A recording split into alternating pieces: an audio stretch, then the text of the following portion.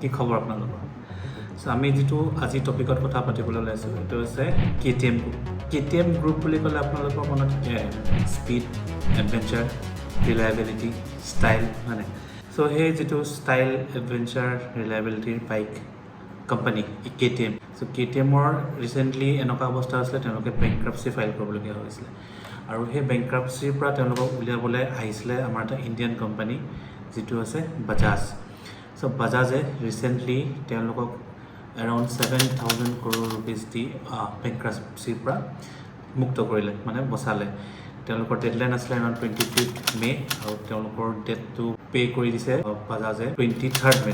চ' বাজাজে এইটো কৰিবলৈ যাওঁতে তেওঁলোকৰ যিখিনি নিজৰ এছেটছ আছিলে সেইখিনি তেওঁলোকে লিকুইড কৰা নাই। তেওঁলোকে লোন লৈছে JP Morgan, DBS গ্ৰুপ আৰু চিটি গ্ৰুপৰ পৰা এৰাউণ্ড 5,431 crore তেওঁলোকে লোন লৈছে। বাকীখিনি তেওঁলোকে আগৰ কিস্তিত অলৰেডি দি ডেট সেইটো তেওঁলোকে ক্লিয়াৰ কৰি দিছে। চ' বেচিকেলি ইমান এটা ভাল কোম্পানী কিহৰ কাৰণে এনেকুৱা অৱস্থা হ'বলগীয়া হ'ল যদি ইমানেই ভাল কোম্পানী আছিলে? গোটেই কাহিনীটো মানে ষ্টাৰ্ট হৈছিলে আপোনাৰ 2019 পৰা যেতিয়া ক'ভিড হৈ আছিলে। কাৰণ 2019 ক'ভিডত যেতিয়া চব মানুহ ভিতৰত সোমাই আছিলে, চবে নিজৰ বেচিকখিনিৰ কাৰণে লাগি আছিলে। চ' KTMে প্ৰেডিক্ট কৰিছিলে যে তেওঁলোকৰ চেলটো হাই হ'ব যেতিয়া মানে ক'ভিড লকডাউনবিলাক খুলিব, নৰ্মেল হ'ব, তেতিয়া ইউৰোপীয়ান মাৰ্কেটত তেওঁলোকে ফ'কাছ কৰিব পাৰিছিলে, তেওঁলোকৰ চেলটো বাঢ়িব। তো সেইকাৰণে তেওঁলোকে প্ৰডাকশ্যনটো বহুত হাই কৰি দিছিলে। তো প্ৰডাকশ্যন হাই কৰাৰ লগে লগে তেওঁলোকে প্ৰথমতে তেওঁলোকৰ ভালে আছিলে, প্ৰেডিক্ট কৰাৰ মতে চলি আছিলে আৰু সেই সময়তে তেওঁলোকে MP Agusta বুলি এটা ব্ৰেণ্ড আছিলে, তেওঁলোকে সেইটোও তাত সেই সময়তে একুৱায়াৰ কৰি লৈছে, কিনি লৈছিলে। প্ৰথমতে ঠিকে চলি আছিলে কিন্তু প্ৰেডিক্ট কৰাৰ মতে কামবিলাক নোহোৱাত তেওঁলোকৰ চেলছ কমি গ'ল। সেই সময়তে ৰাছিয়ান ইউক্ৰেইন ৱাৰ আৰম্ভ হ'ল। ৱাৰৰ কাৰণে যিটো আপোনাৰ প্ৰডাকশ্যন কষ্ট, লেবাৰ কষ্ট সেইটো বাঢ়ি গ'ল ইউৰোপত। তো তেওঁলোকৰ প্ৰডাকশ্যন তাত সেইমতে কষ্ট বাঢ়ি যোৱাৰ লগে লগে তেওঁলোকৰ প্ৰফিটছবিলাক কমি আহিলে আৰু লাষ্টত তেওঁলোকে প্ৰেডিক্ট কৰিব নোৱাৰি তাত এইটো এটা ডাঙৰ ভুল বুলি পৰিগণিত হ'ল, যিটো পিছলৈ গৈ তেওঁলোকৰ বেংক্ৰাপচি পজিশ্যন পাবলগীয়া হ'ল। চ' গোটেই চিনটোত আমাৰ বাজাজ কেনেকৈ আহিলে? ইণ্ডিয়াত KTMৰ বাজাজে কৰাইছিল 2007 মানত কৰাইছিল। আপোনালোকৰ মনত আছে নাজানো। তেতিয়া প্ৰথমটো শ্ব'ৰুম খুলিছিলে গুৱাহাটীত, এইফালে অনুৰাধা যোৱা ফালে এতিয়া খুলিছিলে। ডিউক 180 তেতিয়া লঞ্চ কৰিছিলে প্ৰথম, আমি চাবলৈ গৈছিলোঁ, বহুত ধুনীয়া বাইক আছিলে। চ' সেই সময়ত তেওঁলোকৰ ইকুইটি আছিলে এৰাউণ্ড 14.5% ইকুইটি বাজাজে লৈছিলে। বাজাজে কিনি তেওঁলোকে বাজাজৰ থ্ৰু মাৰ্কেটিংটো কৰিছিলে, বাজাজৰ লগত কলাবৰেশ্যন হৈছিলে। আগলৈ বাজাজে তেওঁলোকৰ পৰা টেকনিকেল যিখিনি ন' হাউ সেইখিনি পাইছিলে। বাজাজৰ লগত কলাবৰেশ্যনত যিখিনি ইঞ্জিন হয় এৰাউণ্ড 390, দেন 200, 250 এনেকৈ বহুতখিনি ইঞ্জিন বাজাজৰ কলাবৰেশ্যনত বনাইছিলে, যিখিনি বাজাজেও তেওঁলোকৰ বাইকত পিছলৈ ইউজ কৰা হৈছিলে। চ' বাজাজৰ লগত তেওঁলোকৰ এটা পুৰণা সম্পৰ্ক আছিলে, যিটো কাৰণে যেতিয়া বেংক্ৰাপচি ফাইল হ'ল বা বেংক্ৰাপচিৰ কাৰণে এটা চিটুৱেশ্যন ক্ৰিয়েট হ'ল, তেওঁলোকে বাজাজৰ ফালে চালে আৰু বাজাজেও সেই কথাটো বুজি আৰু বাজাজেও মানে তেওঁলোকৰ গ্ল'বেল প্ৰেজেঞ্চটো বঢ়াবৰ কাৰণে তেওঁলোকে ভাবিলে যে তেওঁলোকে তাত ইনভেষ্ট কৰিব। চ' বেচিকেলি এতিয়া এনেকুৱা কথা হ'ল, বাজাজে যিটো পেৰেণ্ট কোম্পানী হয় KTMৰ PR গ্ৰুপছৰ, তাত এৰাউণ্ড আজিৰ ডেটত, আজি 4 জুন যিটো আছে, আজিৰ ডেটলৈকে 75.9% তেওঁলোকৰ ইকুইটি অলৰেডি বাজাজৰ হাতত গৈছে। এইটো হোৱাৰ লগে লগে কি হ'ব? এইটো হোৱাৰ লগে লগে যদিও মানে KTMটো আপোনাৰ অষ্ট্ৰেলিয়ান কোম্পানী হয়, কিন্তু যিখিনি আপোনাৰ তাত মেজৰ ডিচিশ্যনছ হ'ব সেইখিনি বাজাজৰো ইম্পেক্ট থাকিব। এই একুইজিশ্যনটোৰ ফলত কোম্পানী কিবা চেঞ্জেছ আমি দেখিব পাম নেকি?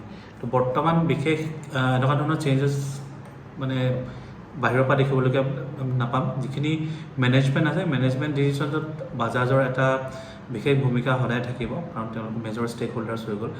যিখিনি এক্সিষ্টিং এমপ্লয়িজ আছে তেওঁলোকক ফায়াৰ কৰা বা তেওঁলোকক উলিয়াই নতুন এমপ্লয়ি লোৱা কোনো ধৰণৰ তেনেকুৱা প্লেন নাই। যিটো ইম্পৰ্টেণ্টো হয়, কাৰণ KTMৰ যিটো ডিজাইন, যিটো ষ্টাইল, সেই বস্তুটো যিখিনি এক্সিষ্টিং এমপ্লয়িজ আছে তেওঁলোকে সেই বস্তুটো ধৰি ৰাখিব পাৰিব। নতুনকৈ যদি গোটেই প্ৰডাকশ্যন বা গোটেই ডিজাইনিংখিনি কৰিবলৈ যোৱা হয়, KTMৰ যিটো বিশেষত্ব, যিটো এছেঞ্চ, সেইটো নাইকিয়া হৈ যাব। চ' ডিজাইনিঙৰ ক্ষেত্ৰত বা নতুন এমপ্লয়িজ লোৱাৰ ক্ষেত্ৰত তেনেকুৱা ধৰণৰ কোনো চেঞ্জেছ নাহে। লগতে যিখিনি কাষ্টমাৰ্ছ আছে, কাষ্টমাৰ্ছৰো এনেকুৱা ধৰণৰ এক্সিষ্টিং কাষ্টমাৰ আছে, তেওঁলোকৰ কাৰণে একো চিন্তা কৰিবলগীয়া বিষয় বৰ্তমানলৈকে নাই সেইবুলি বাজাজে কৈছে। কাৰণ বাজাজৰ একুইজিশ্যনৰ পিছত যিখিনি অপাৰেশ্যনছ আগতে চলি আছিলে, ছাৰ্ভিচৰ পৰা আৰম্ভ কৰি গোটেইখিনি আগৰ দৰে চলি থাকিব আৰু সকলো ধৰণৰ ফেচিলিটিছ যিখিনি আগতীয়াকৈ আগৰ পৰা KTMে প্ৰভাইড কৰি আছিলে, তেওঁলোকে এক্সিষ্টিং কাষ্টমাৰ্ছখিনি তেওঁলোকে আগলৈও তেনেকৈ পাই থাকিব পাৰিব চ' বাজাজৰ ফালৰ পৰা সেইটো গেৰাণ্টি দিয়া হ'ল চ' বেচিকেলি এতিয়া বাজাজে কি পালে KTM হৈছে ইউৰোপৰ চবতকৈ ডাঙৰ টু হুইলাৰ মেনুফেকচাৰ কোম্পানী ইউৰোপৰ লগতে more than 70 কাণ্ট্ৰিজত তেওঁলোকৰ নিজৰ বাইক বিক্ৰী কৰে তো বাজাজৰ কাৰণে এটা গ্ল'বেল ৱাৰ বুলি ক'ব লাগিব KTMৰ থ্ৰু খোল খাইছে তেওঁলোকে গ্ল'বেল মাৰ্কেটত KTMৰ থ্ৰু তেওঁলোকে যাব পাৰিব KTMৰ যিটো টেকন'লজি তেওঁলোকে পাইছে নিজৰ এডভাৰটাইজমেণ্টবিলাক সেইধৰণে কৰিব পাৰিব KTM 390 এডভেঞ্চাৰলৈকে KTM আমাৰ ইণ্ডিয়াতে প্ৰডাকশ্যন হয় যিটো আমাৰ মহাৰাষ্ট্ৰৰ জাকান বুলি এটা জেগা আছে তাত হৈ আছে চ' যদি তাত ভৱিষ্যতে আমি চাগে দেখিবলৈ পাম যিখিনি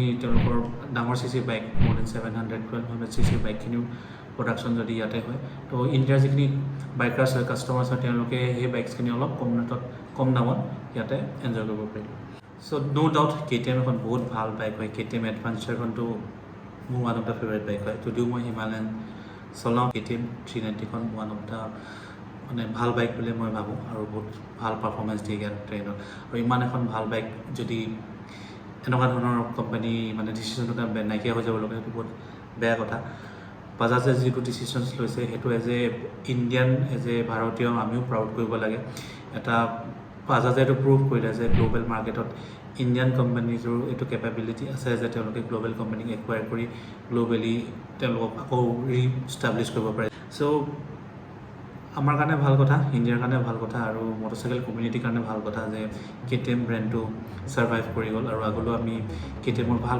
বাইকছ আমি চলাবলৈ ৰাইড কৰিবলৈ পাম বুলি আমাক এটা হোপ দিয়ে চ' আজিলৈ ইমানে নেক্সট এটা ভিডিঅ'ত আমি আকৌ লগ পাম তেতিয়ালৈকে বাই থেংক ইউ